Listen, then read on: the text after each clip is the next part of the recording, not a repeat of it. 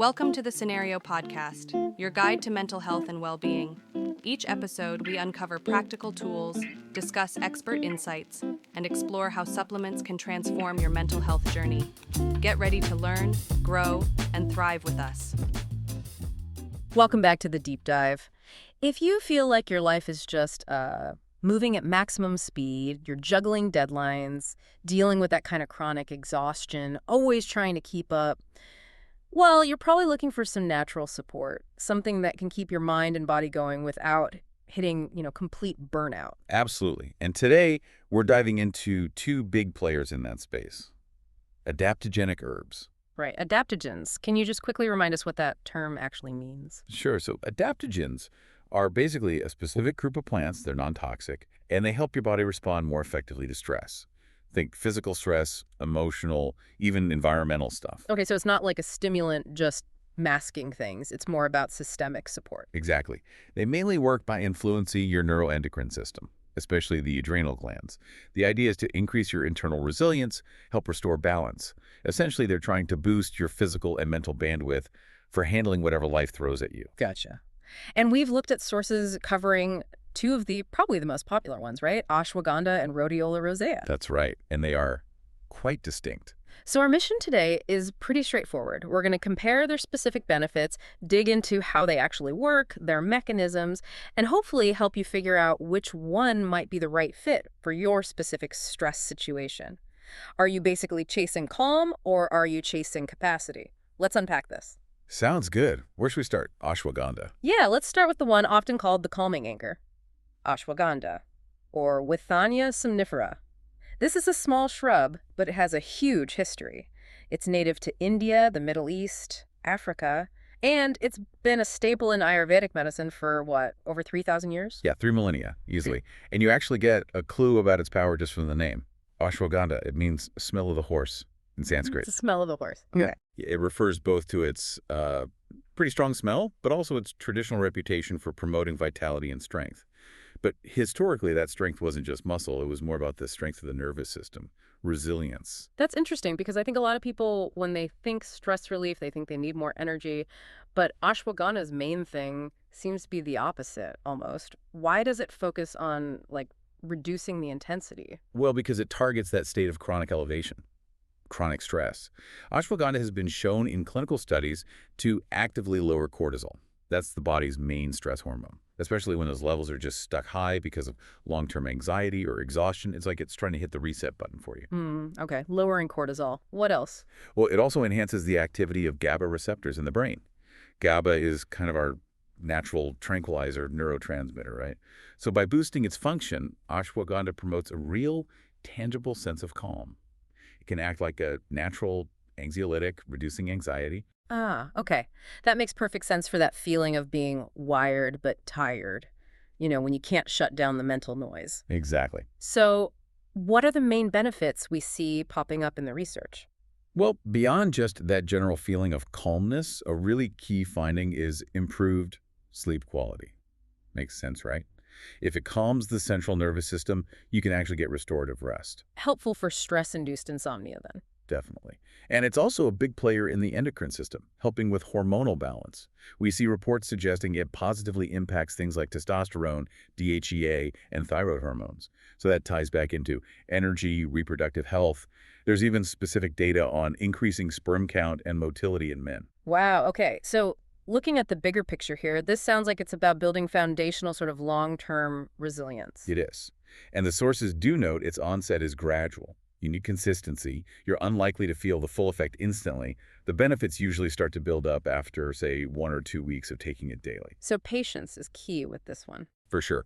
So if you're dealing with that classic chronic stress, maybe burnout, significant anxiety, or your sleep is terrible because you're worrying all the time, ashwagandha is probably the one to look at. It's the steady restorative approach. All right. Now let's switch gears. We'll pivot to, the complete other side of the planet, really, the energy catalyst. Rhodiola Rosea. This one just has a different vibe. Even its origin story is different. It grows in cold, mountainous places. Think Siberia, Scandinavia, the Arctic. Right. It's often called golden root or Arctic root. And historically, its use was all about boosting stamina and mental performance in really harsh conditions. It was about preparing the body to endure stress rather than primarily calming it down afterwards. Okay, so endurance versus calming. How does it handle cortisol then? You said ashwagandha brings high levels down. What's rhodiola's angle? It's more about regulation than just reduction. Rhodiola helps the body maintain optimal cortisol levels. So it helps prevent them from bottoming out when you're exhausted, but also keeps those damaging spikes in check. How does it do that? It works by regulating the HPA axis, that's the hypothalamic pituitary adrenal axis, Yeah. the whole system controlling your stress response. And at the same time, it seems to increase the production of key neurotransmitters like dopamine and serotonin. Ah, dopamine and serotonin. So if ashwagandha is about calming down an overactive engine, rhodiola is maybe more like tuning the engine for better performance under load. Is that fair? That's actually a really good way to put it, yeah. That neurotransmitter boost translates pretty directly into things like focused energy, improved blood flow to the brain. It helps combat oxidative damage, too. Which means the real-world benefits are going to lean more towards performance, right? The studies show it's great for fighting both physical and mental fatigue. Absolutely. It's often highlighted for people dealing with exhaustion from, say, overwork or lack of sleep. Makes sense. And it can dramatically improve mental clarity, memory, focus, especially during demanding tasks. Think studying for exams, long work hours. We see reports that it helps reduce symptoms of burnout, particularly in those high workload environments, and athletes use it too. Athletes. For what? To improve physical endurance and speed up recovery, it seems to help with stamina. And I have to mention the speed factor. The sources say effects are often felt really quickly, sometimes within 30 minutes or maybe a few days. That seems like a huge difference from ashwagandha. It is. That fast action is a major distinction. You often feel rhodiola much, much sooner. Typically within a week, people notice something. Which probably explains why every high-stress professional I know seems to have rhodiola tea or capsules somewhere. It fits that need-it-now culture for acute performance demands. It really does. Its speed is key. So like we said, if ashwagandha is maybe for the person needing deep systemic rest, rhodiola is more for the student cramming, the parent juggling everything, the professional needing to perform under that intense pressure right now. If you need that mental energy boost, that focus, that motivation today, rhodiola is likely your first thought. Okay, this is great. Let's try and synthesize this now, pull it all together so you, listening, can make a clearer choice. We need that quick side-by-side rundown. Okay, let's boil it down. Primary effect. Ashwagandha, calming, reduces anxiety. Rhodiola equals boosts energy and enhances mental clarity. And the mechanism. Ashwagandha works by lowering high cortisol and boosting GABA activity.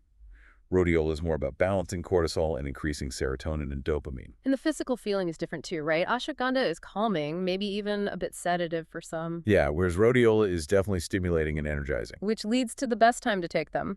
Ashwagandha, probably evening or before bed, to leverage that calming effect for better sleep. Exactly. And rhodiola, definitely morning or maybe early afternoon. You want that energy boost during your active hours, not when you're trying to wind down.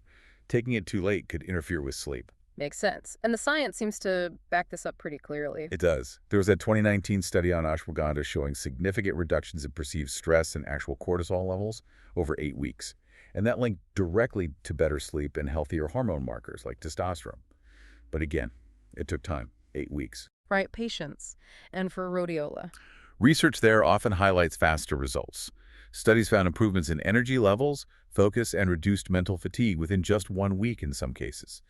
Its use for burnout symptoms and as a fast-acting performance enhancer seems well supported in the literature we reviewed. Okay, crucial topic. Safety. These are powerful herbs. What are the cautions? Let's start with ashwagandha. Right, so because it's calming, ashwagandha can cause drowsiness or some mild sedation, especially if you take a higher dose. It's generally not recommended for people with hyperthyroidism, an overactive thyroid, or certain autoimmune diseases, unless you're working closely with a doctor. And it's usually advised against during pregnancy and breastfeeding. Got it. And rhodiola. Since it's stimulating, the potential side effects are different. Exactly. With rhodiola, some people might experience jitteriness, maybe anxiety-related overstimulation, or just restlessness. This is more likely with higher doses or if you take it too late in the day. As we said, it can definitely interfere with sleep if taken close to bedtime. And you need to be cautious if you're already prone to anxiety, or if you're taking antidepressants or other stimulants, there could be interactions. Okay, good to know. Which brings up the big question, can you take them together? It's a common question. And yes, you potentially can, but the timing is absolutely critical. How would that work? Well, a practical approach some sources mention is using rhodiola in the morning, get that energy, that focus boost for the day ahead, and then taking ashwagandha in the evening to help wind down, promote calm, and support better sleep quality. So you're strategically using their opposite effects across the day to kind of create a balanced 24-hour cycle. That's the idea. Yeah. Leverage the energizing effect when you need it, Yeah. and the calming effect when you need that. Big but here, right? Huge, but that kind of combination strategy makes it even more important to follow the golden rule. Always, always talk to your healthcare provider before you start combining supplements or adding anything new to your regimen. Especially if you're already taking other medications. Interactions are possible. Absolutely essential advice. Okay, so let's do a final recap for everyone listening. Choose ashwagandha If your system feels like it's running too hot, basically. If it needs restoration. So if your main goal is to reduce that chronic debilitating stress, maybe improve your sleep significantly, or work on hormonal balance, that long-term calming approach. Okay. And choose rhodiola If you need to perform better under pressure, if you're looking for faster acting energy, improved focus, maybe more mental or physical stamina to get through acute fatigue, that's the quick boost approach. Right. Our sources really make it clear that these two adaptogens tackle stress from almost opposite directions. One works by kind of turning down the volume on the stress signal itself, that's ashwagandha lowering cortisol. And the other works more by increasing your ability to handle the pressure, to perform while stressed. That's rhodiola balancing cortisol and boosting those neurotransmitters. Precisely. So we'll leave you with this final thought to consider. Given your own daily demands, the stresses you face, is the root cause something that really requires deep rest, lowering your overall baseline intensity? Or is it something that just needs more horsepower, more endurance to navigate the tasks you have right now? Think about whether your ultimate goal is tranquility or stamina. Thanks for tuning in to the Scenario Podcast. Don't forget to visit scenario.com for more expert tips, articles, and supplements designed to support your mental health. If you enjoyed this episode, remember to subscribe and share it with a friend. Until next time, take care of yourself.